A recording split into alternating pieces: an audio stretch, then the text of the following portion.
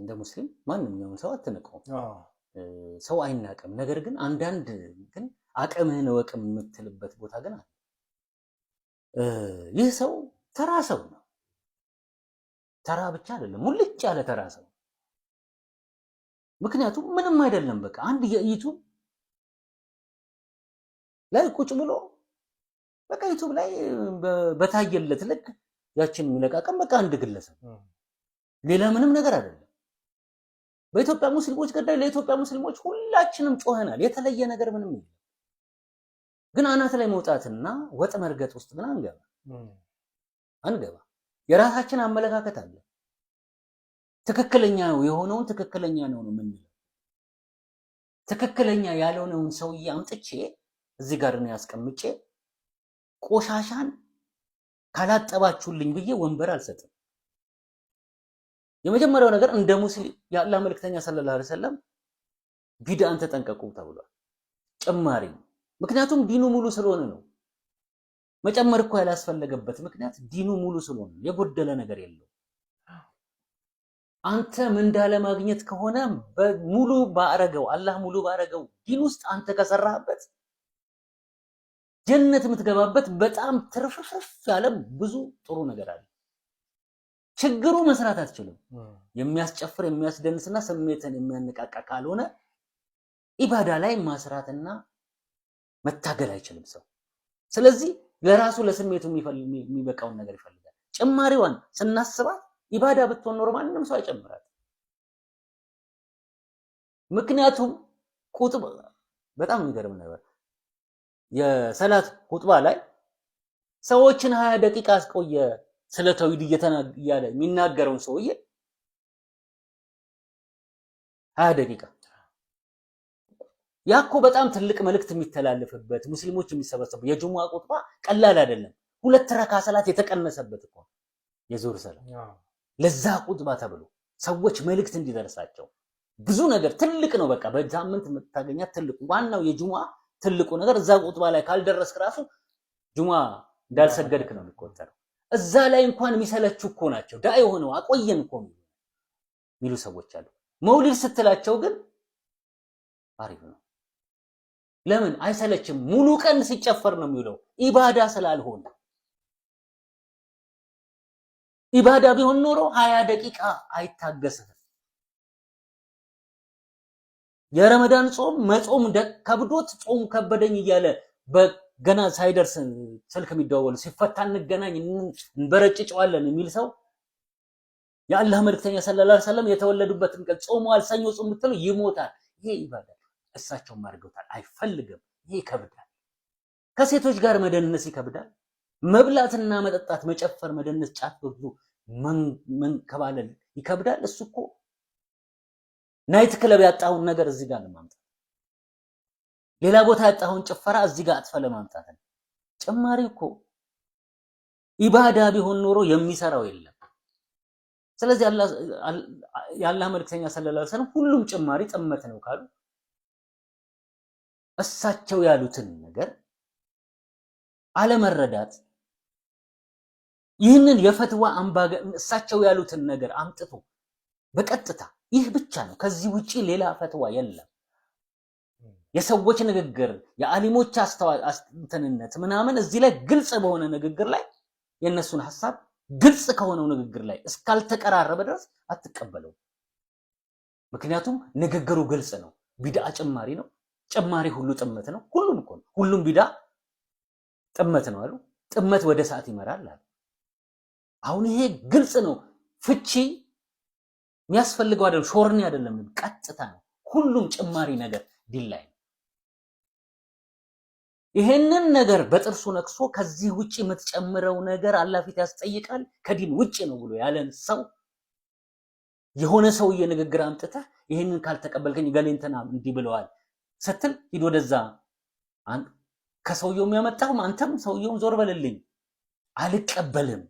እኔ የምቀበለው የአላህ መልእክተኛ ሰለላሁ ዐለይሂ ወሰለም ንግግር ነው፣ ማስጠንቀቂያ ነው ስትል አምባገነን ነው። ይህ ፈትዋ አምባገነን ነው። ይህን ነገር የጫኑብህ የአላህ መልእክተኛ ናቸው። የአላህ መልእክተኛ በሰዎች ላይ አምባገነን ሆነዋል፣ ወይም ደግሞ ሰዎች ቆንጆ ነው አይደለም ብለው እንዳይሰሩ አጥር ሰርተው ዘግተዋል ብሎ እንደመከራከር ነው። እኔ በዛ ልክ ነው ማለት ልክ ነህ። ሐሳቡ እንደዛ ነው። ስትነሳ አልኩህ እኮ አንተ አመለካከትህን ይዘህ ተነስተህ ግለሰቦችን መጠቀሚያ ታደርጋለህ። ይህ እኮ ለውይይት የሚቀባቃም እኮ ጉዳይ አይደለም። በመሰረቱ ጭማሪ ነው አይደለም፣ በቃ አከራከርም። ጭማሪ እንደሆነ ማንኛውም ህብረተሰብ ያውቀዋል። ግንስ በሽንፍንፍን የሚያቀርቡት ነገር አለ። መልካም ነው። መልካም ነገር ደግሞ ካቀረብክ ደግሞ አላህ ዘንድ ሀጅር ሊያስገኝልህ ይችላል። ሐሰና አለው ብለው ይለዋል። መልካም ነው። መልካም ነው ይዘን የተነሳ ነው የነሱ መልካም ይዘን ከተነሳን አላህ ዘንድ ደግሞ መልካም ነገር እናገኝበታለን። ከመንገድ ያልወጣ ትክክለኛ ተሸፋፍኖ እየቀረበ ግን አላህ ፊት ትክክል በቃ ምንዳ ሊያስገኝ የሚችል ስራ ነው ብለው ይለዋል። ገባ? ይህንን አምጥቶ ያቀርቡልህና በዚህ ጉዳይ ላይ ተወያይ ነው። አሁን እኔ ሰውየው በግለሰቡ ላይ ያለው አመለካከት ነው እኔ ግልጽ ሆኖ ያልገባኝ ነገር ምንድነው? አቋሙ መጀመሪያ እንዲህ አይነት ነገር ለውይይት ሲያቀርብ የእሱ አመለካከት ምንድን ነው? ለህብረተሰቡ ምን ተደራሽ እንዲሆን ያሰበው ነገር አለ? ተደራሽ የሆነውን ነገር እኮ ብናቅ ኖሮ መጀመሪያ የተነሳበት ሀሳብና አላማ ትክክል ነው ብለን ልንቀበል እንችላለን። አንድ የሆነ ግልጽ የሆነ ነገር የለም። ግለሰቦችን አቅርበህ ግን እዛ ቦታ ላይ የምታወያየውና የምታፋጨው ነገር መሰረቱ የሆነ የታሰበ ከበስተጀርባ አንድ ተንኮል አለ የሚል ነው የእኔ ሀሳብ እና ይህ ነው እንጂ በጭማሪውማ ማንም አይደራደርም። አንዴ የሆነ ቦታ ላይ ምን አለ መሰለህ፣ ለምንድን ነው ሰላት ስትሰግዱ አላያችሁም አልኳቸው። እነዚህ ገሪባዎች አሉ ከአሩሲ የሚመጡ ባላ ምናምን ይዘው እና ወደኛ አካባቢ ነው ጉለሌ አካባቢ ምናምን ነገር የሚሰፍሩት የነበረው። አሁን ቀርቷል። አሁን ከተወሰነ ዓመት በኋላ ያው ቀርቷል ያን ቦታ እና ለምንድን ነው ብዬ ጠየቅኩት። አንደኛውን ስጠይቀው ምን አለ፣ ሸክና ሁሴን ለእኛ ሰግደውልናል እና እሳቸው አዎ ለእኛ ሰግደውልናል፣ አሁን ለእኛ ቤዛ ሆነልን እንደሚባለው አይነት አነጋገር ነው። ገባ? ለእኛ ሰግደውልናል እሳቸውና እኛ አዎ እኛ ገባ? አሁን እነሱ ጭንቅላታቸው ውስጥ የታተመው ነገር ምንድነው? ባንሰግድም እሳቸው ሰግደውልናል ነው። ገባ? እንዲህ አይነት ነገር እያለ ማስተማር ስትችል በሽፍንፍን የምታቀርባቸው ነገሮች ህብረተሰቡን ይጎዳል እንጂ አይጠቅምም። በመሰረቱ የአላህ መልክተኛ ሰለላሁ ዐለይሂ ወሰለም የተናገሩት ነገር ግልጽ ነው። እነዚህ ደግሞ መውሊድ ይበቃል የሚሉ ሰዎች ደግሞ ይህንን ያውቃሉ። ይሄን ነው እና አንተ የምታስተላልፈው መልእክት የምታወያየው የምትነግረው ለማያቅ ሰው ነው። እኔ እኮ ለዚህ መረጃ አለኝ፣ የአላህ መልክተኛ ሰለላሁ ዐለይሂ ወሰለም ንግግር የሚያጥፍ መረጃ አለኝ የኢማሙ እንትና ብሎ ነው የሚመጣልህ። ለሱ እንዴት ወንበር ትሰጠዋለህ? አንድ ሰው የአላህ መልክተኛ ሰለላሁ ዐለይሂ ወሰለም እንደዚህ ያሉ ቢባል በሰሃቦች ዘመን የእሳቸው ንግግር አልተስማማኝም፣ የእሳቸው ንግግር በዚህ ማሻሻል በእንትን ይመታል ብሎ የመጣው ሰይፍ ነው አይደል? ሌላ ነገር ይገባዋል እንዴ?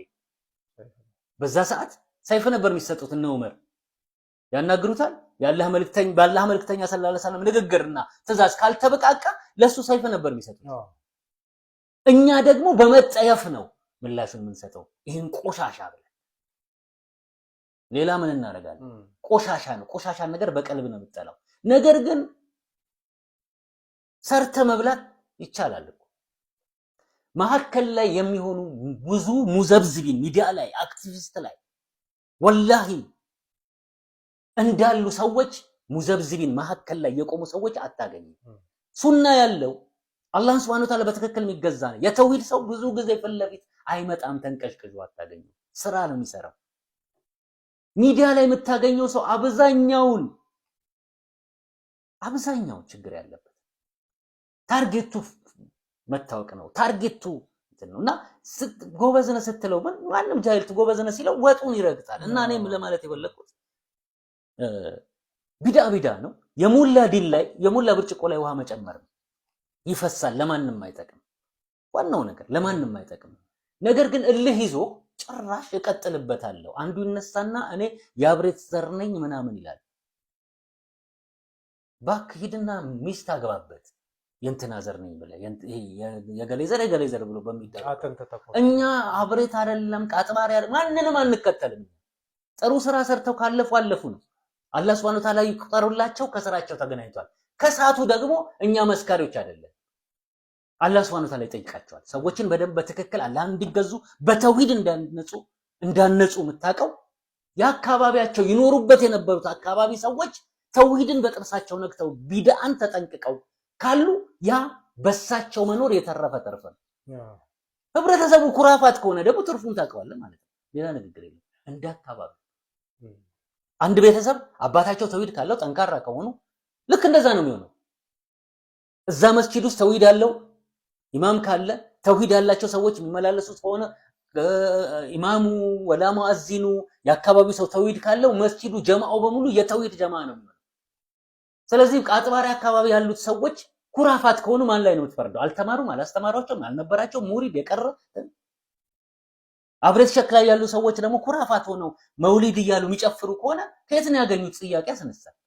እኛ ስለዚህ አይመለከተን የማንም ዘርሁን ግን አምጥተህ ቆሻሻ ልትጭን ትፈልጋለህ ያንተን ዘፈን እንድናዳምጥ እና ለነሸክ ኢልያስ ቀጥሎ ደግሞ ሰይድ ይምጡና ከንተን ጋር የመጣ ሰው አለ መውሊድ ይበቃል የሚል እስኪ ተከራከሩ፣ ሰዓት ሰጣቸዋል፣ የኔ ቤት ክፍት ነው።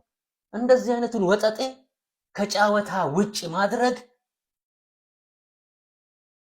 ውጭ ማድረግ ለእስልምና የሚከፈል ይችላል። ምናልባት የሚንጫጩ ሰዎች አሉ። እነዚህ የቢድዓ ሰዎች ጀበና ስር ያደጉ ሀቅ የማይገባቸው እውነቴን ነው ከሴት ጋር መጨፈር የሚፈልጉ መውሊድ መደብደብ ድቤ መደብደብ የሚፈልጉ እንደዚሁም ደግሞ ምንም ነገር ሲሰሩ ያላህ መልክተኛ ሰርተውታል አልሰሩትም የሚል ጥያቄ ያልፈጠረባቸው ከምናቸው እነዚህ ሰዎች ደስ ይላቸዋል። ምክንያቱም ለካ ቆሻሻም ትክክል ነው ትክክል አይደለም ብለው እያመኑ ነበር የሚሰሩት። ትክክል አለመሆኑን እያመኑ ነበር የሚሰሩት። ለካ ትክክል ነው ብለዋል ኢማሙንትና ብሎ እንደውም ሊቆም እኮ ነው በኢማሙንትና የአላህ መልክተኛ እንዲህ ብለዋል ስትለው ኢማሙንትና እንዲህ ብለዋል ብሎ ማስረጃ የሚያመጣልህ ሰው የመጀመሪያው የምትስማማው ሁሉም ጭማሪ ጥመት ነው ካሉ በኋላ ይሄ ጭማሪ ጥሩ ነው ብሎ የሚመጣ እብድ ምን ብለን የምታናገር መድረክ የምትሰጥ ትክክል ነው። ከዛ ደግሞ የፈትዋ አምባገነንነት ይቺ መጅሊስ ዘንድሮ የመጅሊስ በጣም በሚገርም ሁኔታ ንጹህና ጥርት ያለ ምርጫ አድርጓል። በዚህ ውስጥ ታኮ ሲሆን የነበረ በሙሉ ተፈንቅል ወድቋል። መጅሊሱ በህዝቡ ተሳትፎ ቆሟል። እንደ በፊቱ ኡስታዝንትና መጥቶ ከፊት ቀድሞ ምንጣፍ ተነጥፎለት ገሌን አምጥቶ ቀርቶ ራሳቸውን ችለው ቆመዋል። ስለዚህ የተውሂድ ሰው ደግሞ በአካባቢው ላይ አሸንፏል። ምርጫው እኛ ሳንዋጋም የተሰጣቸውን ወረቀት ባለፈው እንደገለጽኩት ሙሉ ለሙሉ ተቀምጧል። አንድ ካርድ እንኳን አልጣሉ፣ ግን ተሸንፏል። ወደፊትም ይሸነፋል። ወላ ማሪቱ ሩዲያ ወላ ጃሪያ ወላ አህባሽ መጅሊስ አይገባም። ምክንያቱም የህዝብ ድምጽ የለውም፣ አይኖረው።